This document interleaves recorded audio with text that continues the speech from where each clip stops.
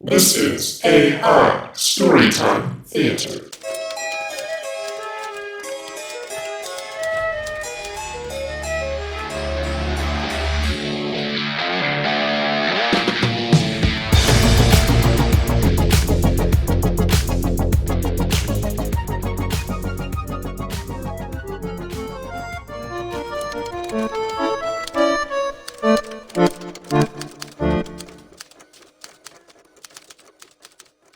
Dungeons and Dragons and the International Traveler.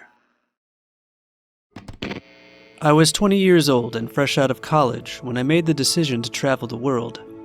I had never been farther than my home state of Texas and was itching to see the world.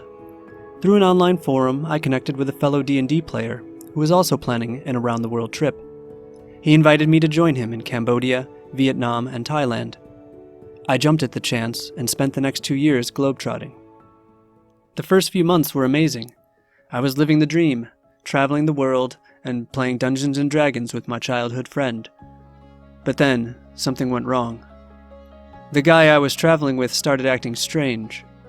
He would disappear for days at a time, and when he did return, he was acting wound up and twitchy. He kept telling me he had to go to the temple, a mysterious place he said was important to his character. He said he couldn't tell me what was going on there, but it was something important. One night, after we'd finished playing D&D and were relaxing in our hotel room, the guy started packing his gear. He told me he was going to take a trip to the temple, and he didn't want me to come with him. I begged and pleaded with him, but he just wouldn't listen. That was the last time I saw him. Months passed, and I started to worry. Then, one morning, I woke up to find my mail stacked high on the bed. There was a letter from my friend, and inside was a letter from the Cambodian government.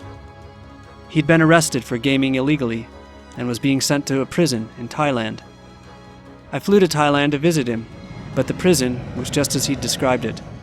It was crawling with D&D players, all of them illegally gaming in the hopes of winning back their freedom. The only way to get out was to win enough games to qualify for a pardon from the king. That was 6 years ago. I haven't seen or heard from my friend since, but I can still hear his voice in my head, telling me that I need to win the contests if I ever want to see him again.